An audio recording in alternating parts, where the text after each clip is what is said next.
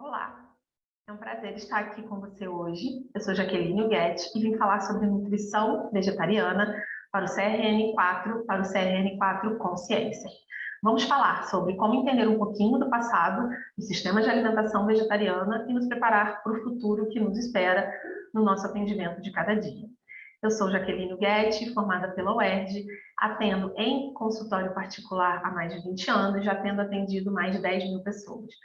Sou nutricionista, com muito orgulho, e espero que você também. Já tenho pós-graduação em docência do ensino superior e fitoterapia. Estou fazendo uma nova pós-graduação em nutrição integrativa e uma capacitação em nutrição comportamental. Segue aqui algumas informações sobre mim e vai ser um prazer que você entre em contato comigo se tiver qualquer dúvida e dificuldade sobre o tema que vamos falar hoje.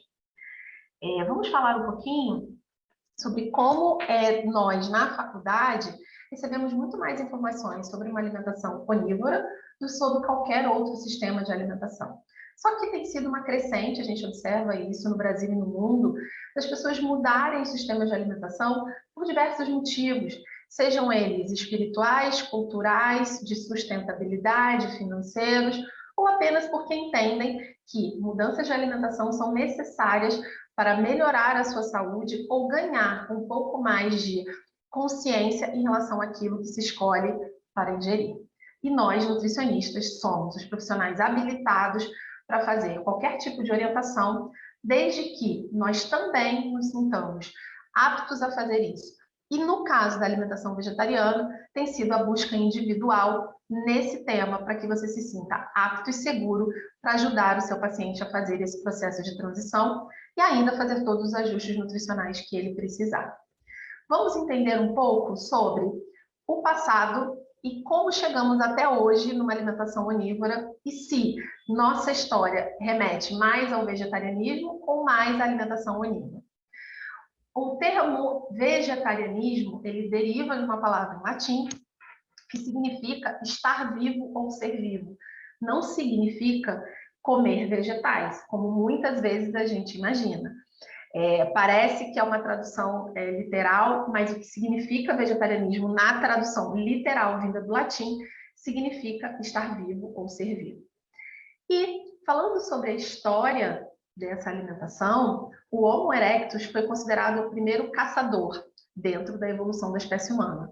Portanto, a partir de então, o homem passou a consumir produtos de origem animal. Até então, a alimentação humana era basicamente vegetariana.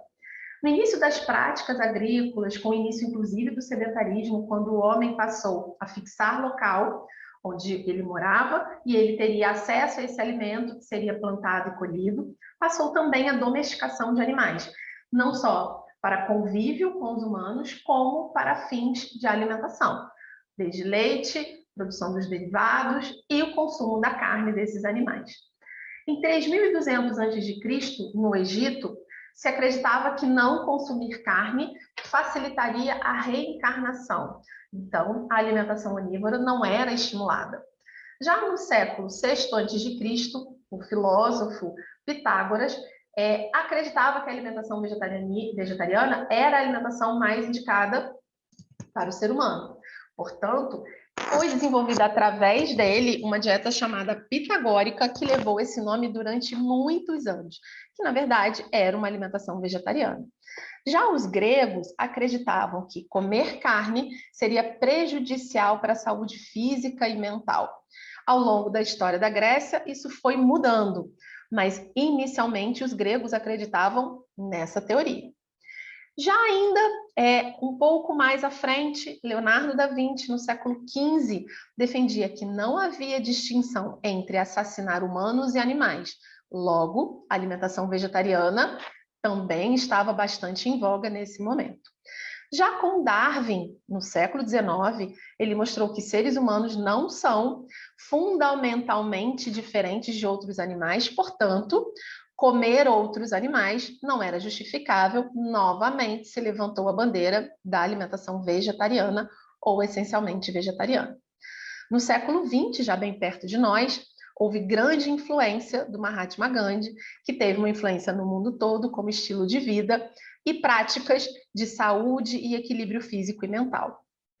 Albert Einstein, que trouxe tantas inovações para nós até hoje, defendia que a evolução da humanidade só seria possível através de uma adoção de uma dieta vegetariana, já que seria impossível viver na Terra com uma alimentação onívora, com o crescimento exponencial da população que nós estamos observando hoje em dia. Então, quando a gente observa, houve na transição de toda a evolução da espécie humana, momentos em que havia sempre grandes defensores de uma dieta vegetariana por diversos motivos, sejam eles espirituais, sociais, culturais, isso era relevante para boa parte da população. E quando a gente avalia hoje o futuro, já pegando o gancho do Einstein, em que dizia que não seria possível que a Terra, que o planeta Terra fosse compatível com uma alimentação onívora, não haveria efetivamente espaço para isso, a gente hoje observa isso e os estudos também mostram isso de forma bastante clara. Que se continuarmos com uma progressão do consumo de proteína animal, principalmente da carne bovina, em 2050, ou seja, logo ali, não haverá proteína animal para alimentar toda a população. Haveria necessidade de 126% da área do planeta Terra apenas para a pecuária. Como a gente não consegue fazer essa expansão do planeta, isso se mostrou bem claro, ou seja, Einstein estava coberto de razão. Portanto, nós, como nutricionistas, por sermos profissionais de saúde, mas também por sermos profissionais que trabalham com a questão social, é importante que a gente entenda que esse processo de transição será natural. Hoje, exatamente em 2022, já temos observado o quanto ficou, o preço da carne está fora de possibilidade para muitas famílias. Então, nós temos que entender esse processo e como conduzir, independente dos motivos que levam a esse indivíduo a reduzir o consumo da proteína animal ou resolver se abster dele, temos que estar preparados para orientar esse paciente de forma correta, sem questionamentos e, acima de tudo, com muito respeito. Então, quando a gente entende sobre a evolução histórica e quando já se era apresentado que a evolução da espécie humana dependeria de uma mudança no sistema alimentar, temos que realmente colocar a mão na consciência e entender um pouco mais sobre isso, né? E aí, quando a gente vai avançando um pouquinho sobre isso, então se ficou claro que haverá um processo natural de transição para uma alimentação menos baseada em produtos de origem animal e mais baseada em alimentos de origem vegetal, a gente também precisa entender o que cada denominação e nomenclatura pode significar, porque há muita confusão. Então, primeiro, a gente precisa entender que vegetarianismo significa que a alimentação ela será composta principalmente por alimentos de origem vegetal, podendo incluir cogumelos, algas e excluindo qualquer produto de origem animal, porém, pode haver o consumo ou não de produtos derivados de leite, ovos e mel.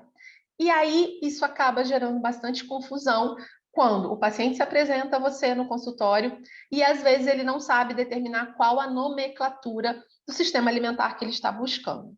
E aí vamos entender sobre isso. Ovo-lacto vegetariano significa que ele consome ovos, leite e derivados. Então, ele consome produtos de origem animal, o que para nós, numa prescrição, facilita todo o processo de cálculos nutricionais. Lacto vegetariano, ele consome leite e derivados, mas ele não consome ovos. Já o ovo vegetariano, ele consome ovos, mas ele não consome leite e derivados. O vegetariano estrito, muitas vezes pode ser confundido com o vegano. O vegetariano, ele não utiliza nenhum derivado de origem animal na sua alimentação, mas ele não faz grandes mudanças no estilo de vida, como escolhas, inclusive, de tecidos e escolha até de suplementos que ele vai usar, porque ele entende que apenas a exclusão de produtos de origem animal. Já o indivíduo que se denomina vegano significa que ele tem uma alimentação vegetariana estrita, mas ele também não usa muitos elementos que podem ser ou testados em animais ou que utilizam animais na sua preparação, como, por exemplo, a vitamina D sintética, ou a que a gente consome, né, indica muitas vezes com muita regularidade, que ela é derivada da lã da ovelha, o ômega 3, que é derivado de peixe, e o corante vermelho carmim, que pode ser derivado de insetos. Então, é muito importante que você entenda, através da nomenclatura, o que você pode sugerir para esse paciente, porque ele precisa ser respeitado. Acima de tudo, respeitado. E quando você faz uma sugestão, por exemplo, de uma suplementação de ômega 3, vinda do óleo de peixe para um paciente vegano, ele se sente desrespeitado. Então, fique atento para que você tenha na ponta da língua todas essas denominações. E se você tiver dúvida, nada melhor do que uma ótima anamnese para você entender o que esse paciente faz uso. Como, por exemplo, se o paciente usa mel ou apenas você poderá usar melado. O mel ele é derivado de produto de origem animal e o melado é derivado de produto de origem vegetal. Então, fique muito atento a esses detalhes para que você possa fazer uma prescrição e orientação bastante assertivas. A gente ainda avançando sobre a questão de denominações, existe também um termo que seria semi-vegetariano, piscitariano ou flexitariano. Essencialmente, ele não é considerado vegetariano, já que ele transita entre os dois tipos de alimentação, porque ele consome produtos de origem animal, na maioria das vezes carnes brancas, como o peixe é mais comum, algumas vezes na semana. Portanto, ele não é considerado um paciente vegetariano, às vezes ele até acredita ser, mas o próprio fato dele fazer o processo de transição em redução do consumo de produtos de origem animal também deve ser respeitado. E nesse momento, talvez, montar para ele uma prescrição periodizada, em que você coloca alguns dias com produtos de origem animal e nos outros dias, para que você tenha a atenção que ele vai receber todos os nutrientes que precisa, você propõe cálculos em que ofereça apenas produtos de origem vegetal. Respeito acima de tudo. Aí, evoluindo um pouco mais, falando sobre isso, em que a gente pensa que vegetariano significa que ele quer manter uma plenitude da vida a partir de tudo que o reino vegetal oferece a ele. E isso significa que buscar alimentos de origem natural deve ser a nossa proposta. Trazer para ele que trocar um alimento de origem animal por um produto industrializado apenas porque tem um selo vegetariano e vegano, não significa que ele encontrará a plenitude em sua saúde, já que esses alimentos industrializados hoje se usam muito do marketing em função de um crescimento nesse modelo de sistema alimentar, mas efetivamente não significa que trará saúde para ele. Isso é bem importante a gente avaliar e orientar o paciente. Inclusive, para que a gente leia rótulos e procure saber mais sobre esse universo. Lembrando que nomenclaturas, elas facilitam todo o processo da gente entender grupos populacionais e quando e aonde eu preciso dar atenção. Mas ele não determina o estado nutricional desse indivíduo. Já que nós vamos ver pacientes veganos com uma alimentação extremamente rica e pacientes onívoros, que é o que mais encontramos, se alimentando de fast food, de alimentos ultraprocessados, e aí a gente vai discutir qual dos dois seria o mais saudável. Então, vamos ficar bastante atentos a isso, em que colocar uma nomenclatura ou uma bandeira de que o paciente vegano sempre haverá déficit nutricional ou que o onívoro sempre haverá excessos nutricionais, não devemos ter esse pensamento tão a ferro e fogo. Avalie o seu paciente de forma individual para que aí sim você faça as intervenções necessárias para ele. Pensando no vegetarianismo em evolução no Brasil e no mundo, a gente observa numa avaliação feita recente, em 2018, em que 55% da população brasileira se declara vegetariana. E houve um crescimento de 75% da população vegetariana nas regiões metropolitanas do Brasil, comparado com os últimos dados de 2012. Então, um aumento de 75% em 6 anos é bastante significativo. Já nos Estados Unidos, se observou um crescimento de 600% em número de pessoas que se assumem como vegetarianas, um aumento muito significativo. E aí a gente também pode entender que pode haver confusão, como a gente falou sobre o semi-vegetariano ou flexitariano, mas de uma forma geral, pessoas que têm mais atenção à sua alimentação e que buscam se alimentar mais de produtos de origem vegetal e menos de produtos de origem animal. E se observarmos hoje, boa parte até dos representantes que a gente recebe no consultório, produtos que a gente observa no mercado, eles estão buscando colocar um selo como vegano, porque sabe o quanto isso tem impacto no mercado. E aí, muitas vezes, a gente vai observar que, eu gostaria de ter um número maior de pacientes, enfim, é um grande recurso entender mais, estudar mais sobre alimentação vegetariana, porque é um ótimo campo de trabalho nos próximos anos. E aí, quando a gente pensa em tudo isso que a gente conversou até agora, eu queria deixar para vocês algumas mensagens. Primeiro, estude para se preparar para atender qualquer paciente, seja ele qual for, seja as necessidades que ele apresentar a você, que você possa estar preparado para isso. E que também tenha humildade para dizer, olha, eu não trabalho com esse público, eu não tenho o conhecimento necessário para oferecer o melhor para você. E aí faça, nesse momento, o encaminhamento para um colega que você confie, que possa estar dentro dos conceitos que você considera como um bom profissional. Respeite as escolhas de cada um, não tente mudar o hábito do paciente se isso não é um desejo dele. Ofereça para ele ferramentas para que as escolhas dele possam ser seguras.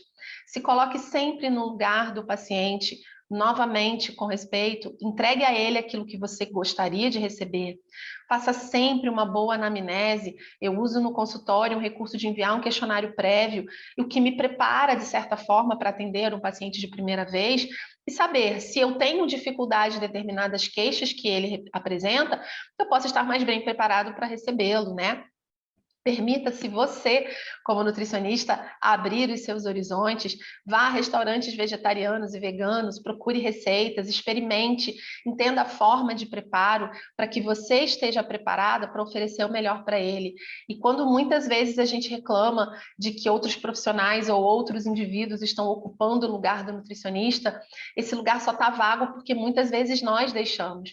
Então, nós sim temos que ir para a cozinha, nós sim temos que entender além da ciência, entender na prática qual o sabor, qual a textura e para quem aquele paciente, a quem aquele paciente pode ser importante aquilo que você vai oferecer. Cozinhe e estimule os seus pacientes a fazer o mesmo para buscar uma alimentação com menos produtos ultraprocessados e que possa ser feito na sua casa, não só com todo amor e carinho, mas entender o que faz sentido para você na sua alimentação do dia a dia. E ocupe sempre o seu lugar único na sociedade como nutricionista, já que somos o único profissional habilitado para falar de alimentação com ciência, mas sem esquecer de empatia e de sabor acima de tudo. Não entender a alimentação como um nutricionismo em que a gente come porque faz bem para, a gente come porque faz bem para, mas acima de tudo porque é gostoso e saboroso, e que isso tem relação com o que cabe no nosso bolso, cabe no nosso paladar, e entender que nós somos os únicos, mais uma vez, habilitados para fazer isso. Então, ocupe seu espaço. Me coloco mais uma vez aqui à disposição de vocês. Quem quiser trocar uma ideia, quem quiser conversar, vai ser um prazer. Manda um joinha se gostou da aula de hoje. E na sequência das aulas vocês vão aprender mais sobre técnicas, entender mais sobre o processo de montagem de cardápios e atualização sobre como atender às necessidades nutricionais de todos os sistemas de alimentação voltados para uma alimentação baseada em vegetais. Foi um prazer estar com vocês.